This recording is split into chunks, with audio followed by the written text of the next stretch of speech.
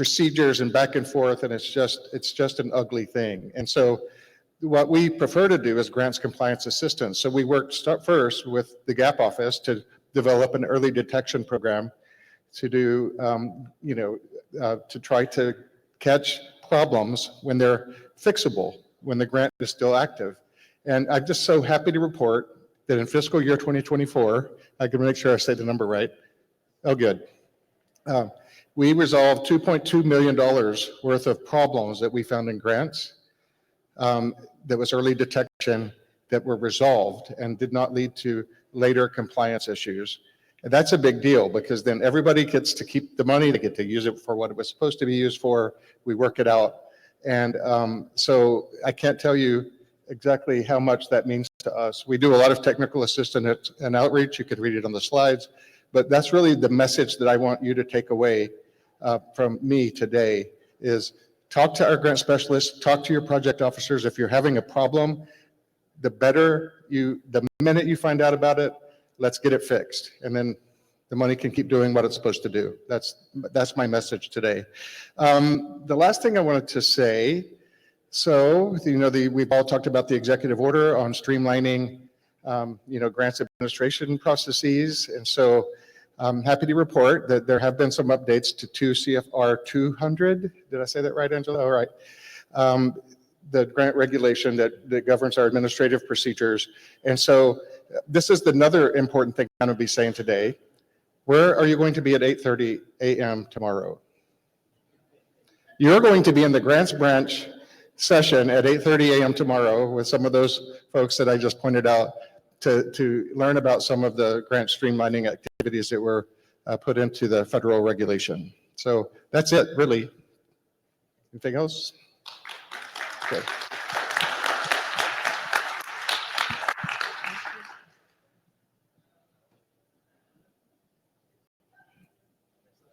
Yeah. Okay. Hi, I'm Claire Trombadore, and I'm the director of the Land, Chemicals, and Redevelopment Division. And we're kind of the catch-all division. We don't do water, we don't do air, we don't do enforcement per se. We support everybody, and we kind of do all the other media programs, particularly those that have to do with land. So I thought it would be helpful to put up a org chart for my division. A little bit about myself. I've been at EPA a long time. I've worked in enforcement, I've worked in Superfund, and now I'm just thrilled to be leading this group of about 70 folks working on myriad issues. So as you can see, the Land, Chemicals, and Redevelopment Division includes a wide variety of important environmental programs. Many of them are small, but they're mighty. We work in partnership with tribes throughout the division, and we support program development, provide grants, provide training, and provide technical assistance. We also help with assessing and cleaning up contamination through our brownfields program. We have 2 branches. The first one is called, we like long names in this division. The first branch is the Pesticides, Toxics, Brownfields, and Zero Waste branch. And that includes 3 different sections. The Brownfield section, which supports assessments, cleanups, and redevelopment of contaminated properties. The Pesticides and Toxics section, which implements lead-based paint, pesticides, and worker safety programs. And the Zero Waste section, which supports solid waste management activities, pollution prevention, and sustainable materials management. In addition, we support technical assistance and training, and many of these programs provide grants. The next branch is the RCRA branch, which includes 4 sections that implement programs under the Resource Conservation and Recovery Act. These include hazardous waste and PCB cleanups and permitting, coal combustion residuals, solid waste landfills, and underground storage tank programs. During the conference, you will see that many of these programs will be co-hosting breakout sessions. Please look out for sessions that will address brownfield opportunities, lead awareness, household hazardous waste collection, solid waste infrastructure funding opportunities, community composting, and more. And the next slide, please. And I have handouts for these slides, front and back, that I will make available as needed in the follow-on session, where we are mingling and getting to know one another. Because I know this is very busy, but this is all of the funding opportunities that we offer in my division. So some of the highlights include, right now, the application period is open for the brownfields and for the solid waste infrastructure for recycling, or SWIFR competitive grants, funded in part with resources from the bipartisan infrastructure law. Also wanted to let folks know that EPA will be hosting a live webinar to assist potential solid waste infrastructure for recycling applicants next week on October 29th. I encourage you to attend the sessions and download this slide from the conference platform, or as I said, I also have it on as a handout. If I have a couple minutes, I just wanted to mention some of my fiscal year 25 priorities. But some of the most important things that we're doing is trying to get grants out the door and trying to make sure that you have funds to do the work that you need to do. So please do talk to us about pollution prevention grants, solid waste for infrastructure grants, brownfields grants, and we also really want to help you manage your materials and recycle better and learn to compost. So we have a lot of great training programs that we offer for tribes to help make those programs even stronger.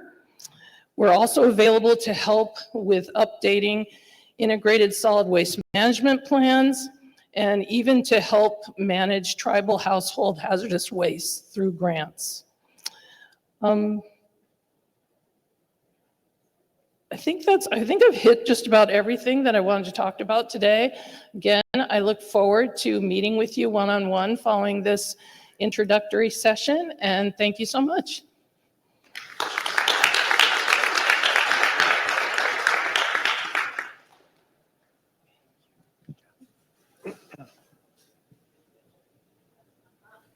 We're going to swap to this side, switching to this side of the room. Well, good afternoon. My name is Tomas Torres, and I'm the director of the Water Division. You are the diehards. My goodness. I didn't know that anybody was going to show up to this session at the end of the day, but thank you for coming.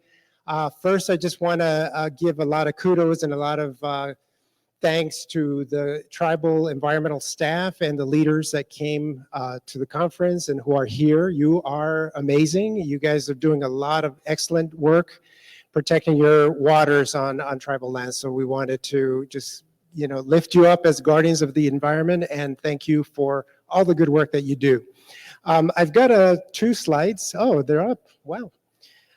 First, I wanted to also have a couple of looking back reflections on fiscal year 24. Number one, I've always said that we have a trust responsibility to tribes to ensure that we consult with you on any actions that we take that may have an impact or have any impact on tribal interests. And we're trying to get better at it. We're not perfect. We certainly appreciate all the feedback we've been getting from tribes on our consultation process. One of the things that I'm really proud of is that we have a SOP within the division to ensure that we're consulting evenly and consistently across the division with all of the actions that we take across all the water programs. In fiscal year 24, I did want to flag that we did offer more than 300 offers of consultation on ranging from, water quality standard approvals for states to 401 certifications, NIPDES permits, et cetera. So, maybe after the talking piece of this session, we'd be really interested in hearing from you on how we're doing. we always want feedback and how to improve, how to get better at it. So would appreciate any feedback on that. The other is looking at the water quality standards treatment as a sovereign authority. Many of you know that this is a much higher bar than getting 106 and 319 grant eligibility to be able to get TAS for water quality standards, because it does require a higher level of staffing and also review and legal review, et cetera. But what I wanted to really highlight is that we're here to help you to navigate through the process and really encourage you to get, if your tribal councilors are open to it, to obtain that authority. You don't necessarily have to then implement water quality standards. You can certainly choose to do that, but just having that authority can provide you, some additional flexibilities down the road. So you're not dependent on state water quality standards that may or may not be protective of tribal waters. That said, in fiscal year 24, we were, and I think in one of the prior talks, we were very happy to announce that Rincon was the latest recipient of TAS for water quality standards. And then I should point out that in Region 9 of the 148 tribes, only 31 have that authority to basically develop water quality standards. And of those 31, only 11 tribes have actually promulgated water quality standards. And, we're getting there, and we're here to support tribes to get that authority and to implement the authority should you choose to go there. So know that we're here ready to assist if you're ready to go there. The other is regarding the, one of the things that we did, I think in fiscal year 23, was we started looking at all of the return funds that were coming back from either states or other tribal projects that, left some money on the table. We were cobbling up all those resources, and we're specifically targeting those return resources to support tribes. So we're not sending them back to the states anymore. If a state leaves money on the table, we're going to repurpose that and channel it to support tribal interests. In fiscal year 24, we did just that. About $1.5 million resources were repurposed for tribal, I think it was for climate-related efforts across the Region 9 tribes, and we will continue to do that in fiscal year 25. Already?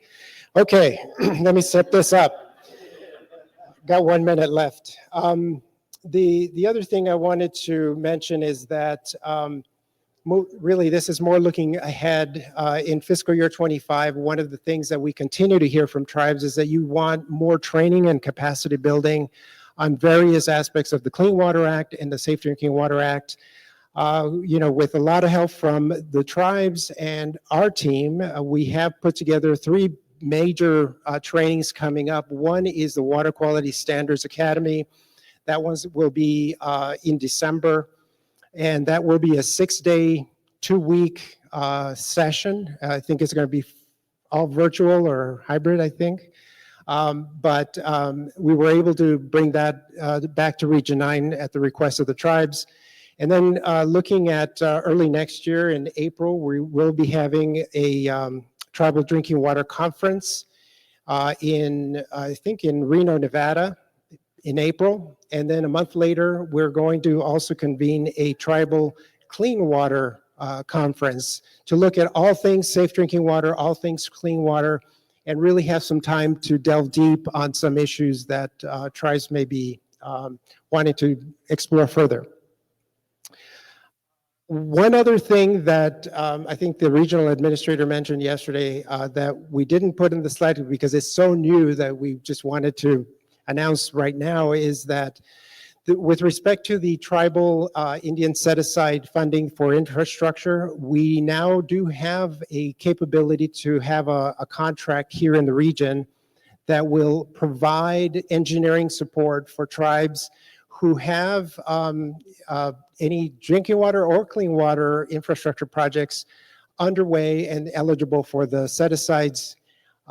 We will have the capability to provide project design, engineering support, and program management capabilities. And this can be in lieu of going through IHS for those projects, particularly those that are stalled. And I heard a few that may be in that category. We have now a new option to be able to explore going through the contract side. We're going to be working through some of the bugs there. There may, we'll have to see if that's more cost effective or not, but at least it's a different option the tribes will now have available. So really looking forward to working with. And that's probably at this point. So thanks so much, and looking forward to talking some more later.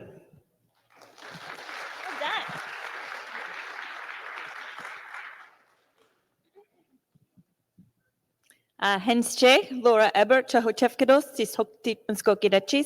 My name is Laura Ebbert. I'm an enrolled member of the Muskogee Nation of Oklahoma at the United States Environmental Protection Agency. I am the director of the Environmental Justice, Community Engagement, and Environmental Review Division. Whoever named our division was getting paid by the letter. This division includes our work with 148 federally recognized tribes. It also includes our work with Pacific Islands, including the freely associated states, work along the US-Mexico border in the United States and in Mexico, work in communities with environmental justice concerns, the discharge of our responsibilities to review NEPA projects, the community involvement coordinators who work in concert with the Superfund program, environmental education, children's health, and community revitalization. This is all the parts of EPA where the technical expertise represented by these division directors meets communities. And I am so excited to be the leader of this division, working to coordinate support for tribal nations as well as communities across our region. I don't want to say that any one of these programs in my division is my favorite, but I can say that 24 years ago, I took my first job out of college as a General Assistance Program Grant Manager for the Tolowa-Dani Nation in Northwestern California. And 16 years ago this month, I started at EPA as a GAP project officer on the tribal team. This work is very close to my heart. I feel really proud of the way that EPA shows up in this space, and we're committed to deepening our relationship with tribal nations and doing better all the time. Our division was previously known as the Tribal Intergovernmental and Policy Division. So since last year's annual conference, we have experienced a reorganization. We welcomed some new components to our division, and we've been working on implementing some practices to help us level up in this space. At last year's annual conference, I had 3 first-line supervisors helping us administer a variety of programs and support about 75 staff, along with myself and my deputy director.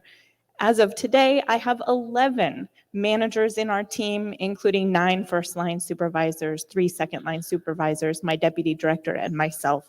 The additional management structure allows us to provide a lot more support to the staff that are providing support to tribal nations and other partners that we serve. And I'm really proud of the way that our division has been working on implementing our program and practices since the reorganization. And I really want to shout out Ruben Mojica Hernandez, who's gossiping in the back of the room, who is a branch manager in our division. Ruben, please stand up.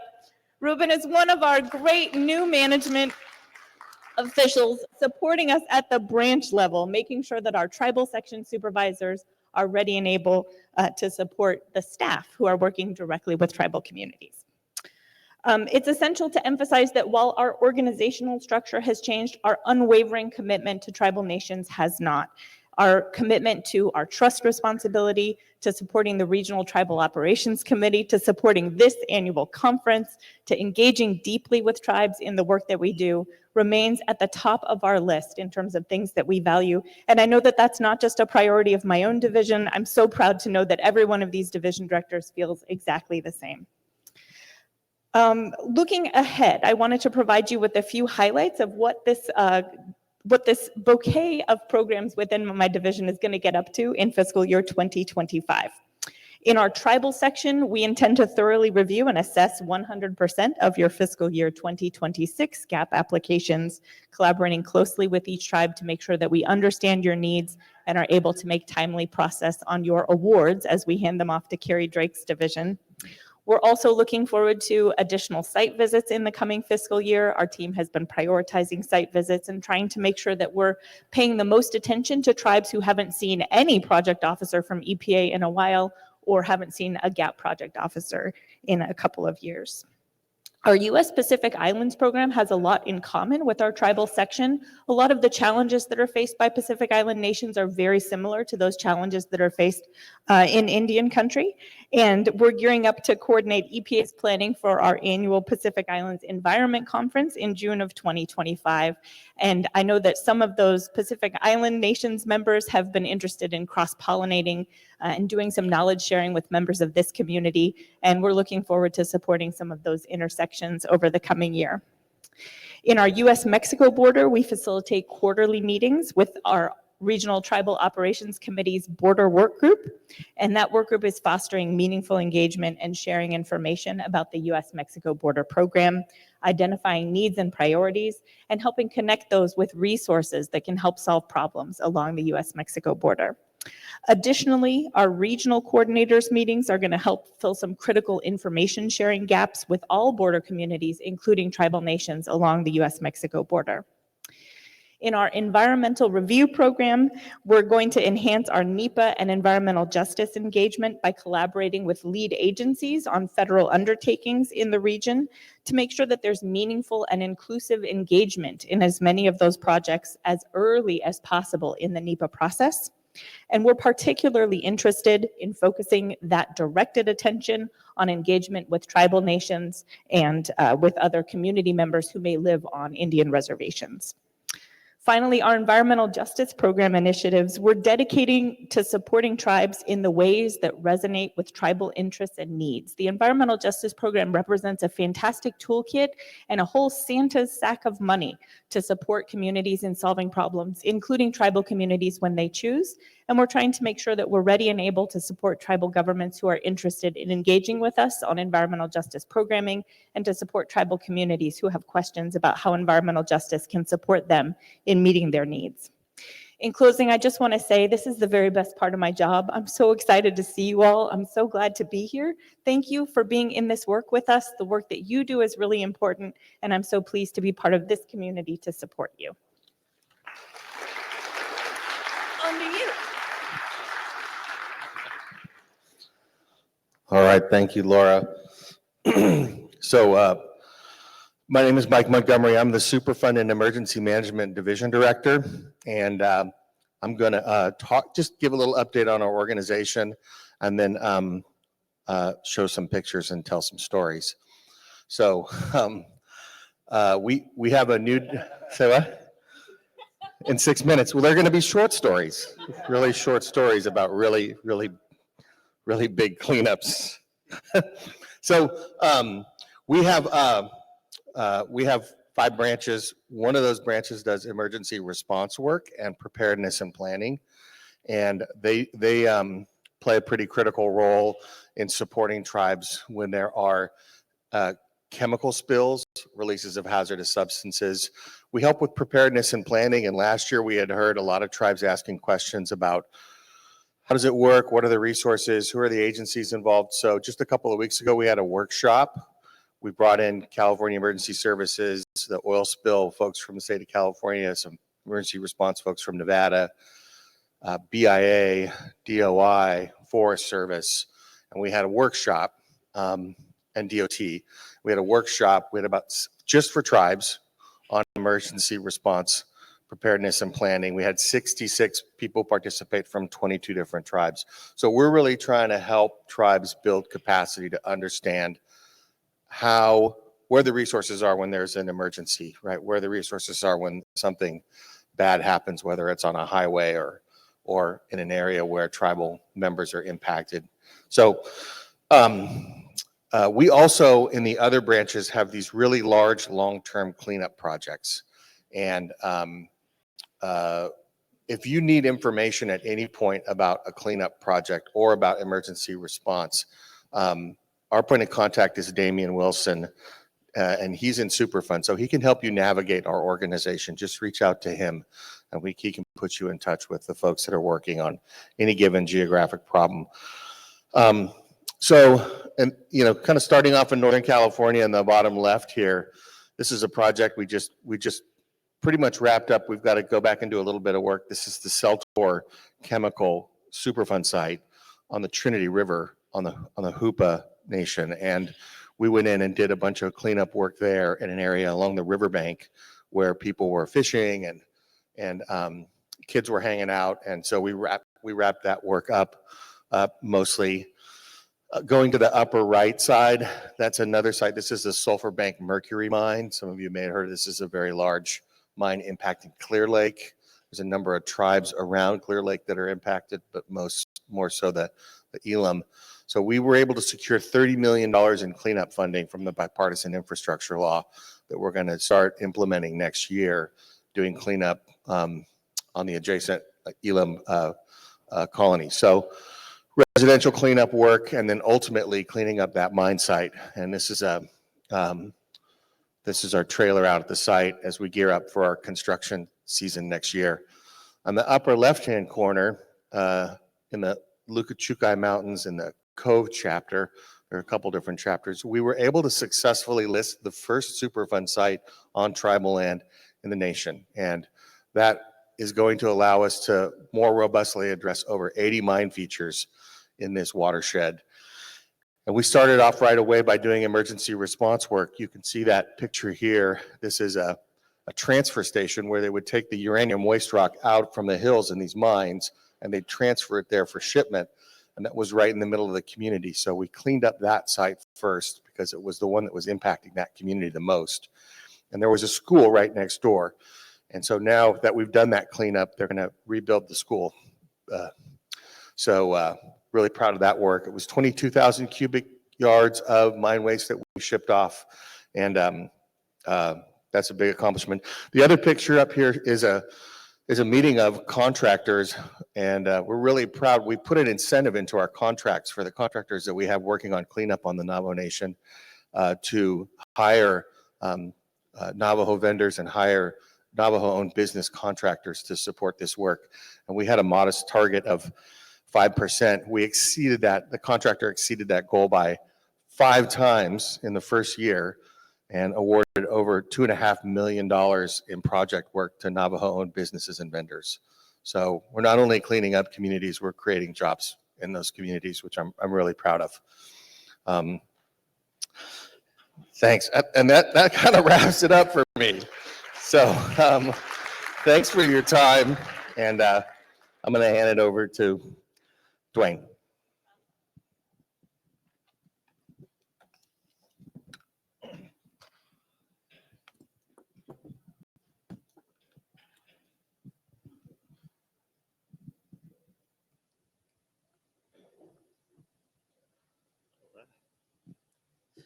Okay. Good afternoon, everyone. I'm Duane James. I'm the director of the Laboratory Services and Applied Science Division.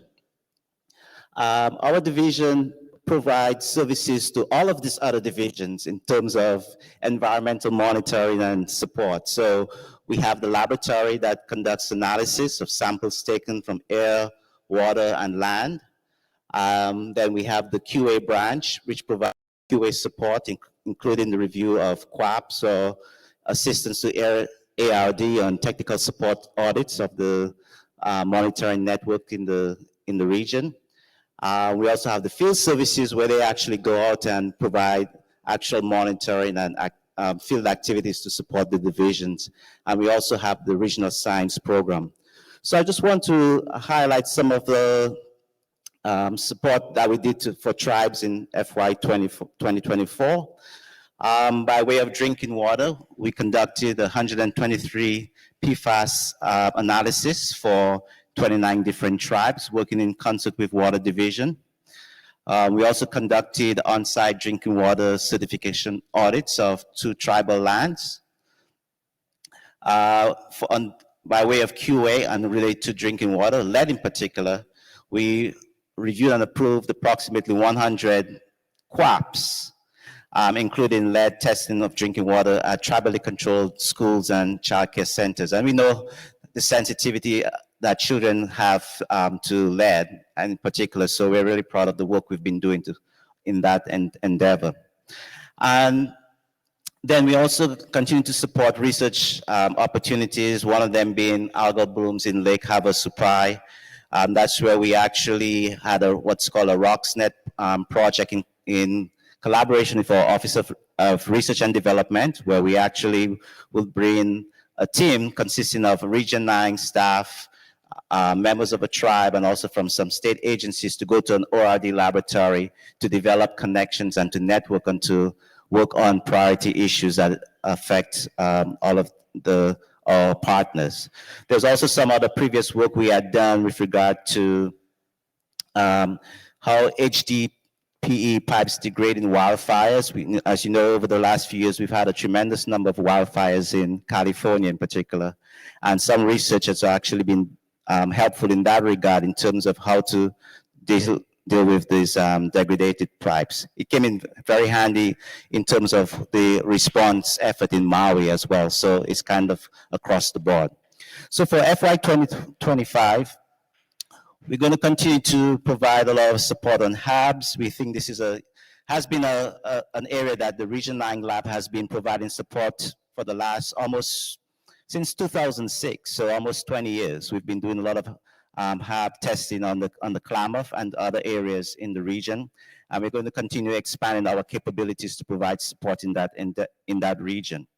The theme of this conference is TEK, and that is a nice intersection with our research portfolio, where we want to not only just do the research that applied research that many programs want to do to address priorities, but how can we also meld TEK into those research activities as well? We have a large portfolio of previous research, and we're really looking forward to continue to incorporate that in our efforts.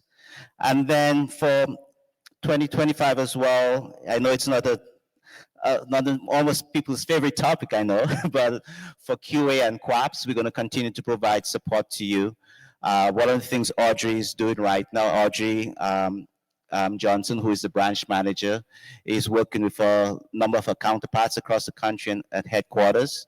One of the headquarters is hoping to roll out some updated guidance by December, so that will actually be timely for the next winter out talk, where Audrey is planning to present information and training on the requirements and how to help you meet those requirements.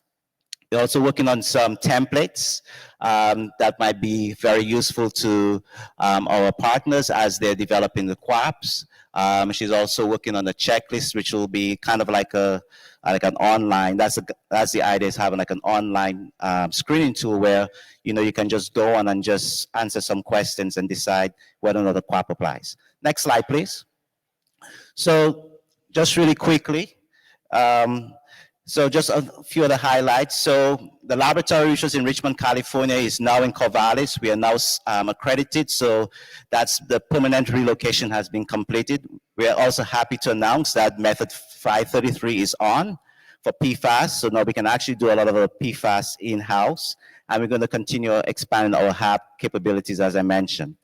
And then on regional science activities, just a plug for sessions this week.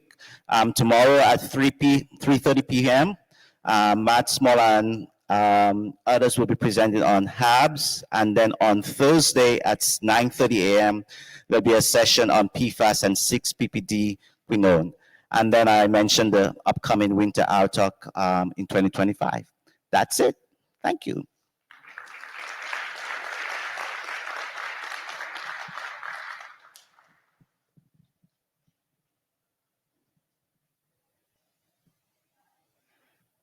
So yes, I'm the last one, which means I was the one who turned in the information last.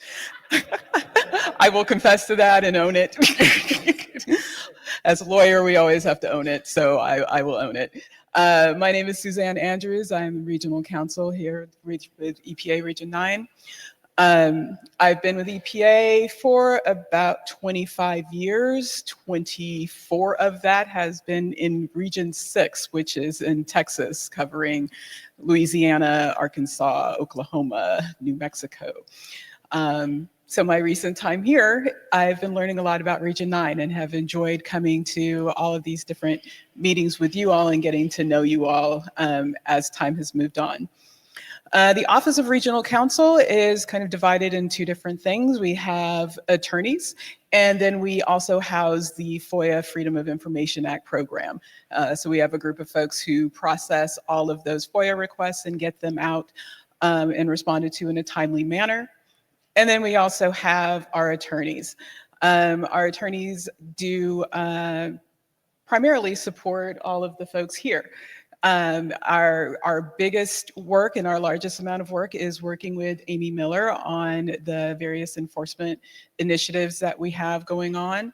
But we are divided into different categories, essentially those who work with hazardous waste and solid waste, and those who work with air and water and general law issues. So on our hazardous waste side and solid waste side, they are doing enforcement work with under RCRA, under doing stuff with Superfund, with Mike Montgomery's group, all in support of those programs.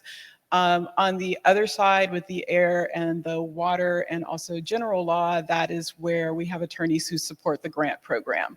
And so when there are issues and questions in terms of how to work with those grants, that is that group that works on that.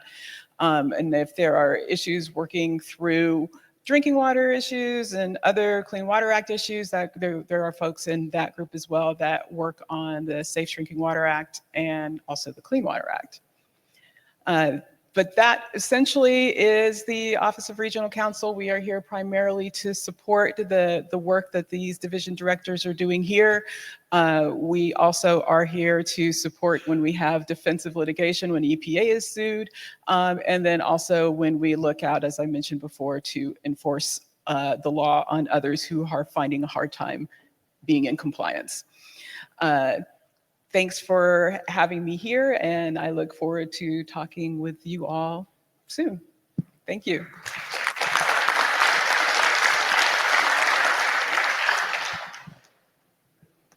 All right, thank you, everyone. Let's give the division directors one more round of applause.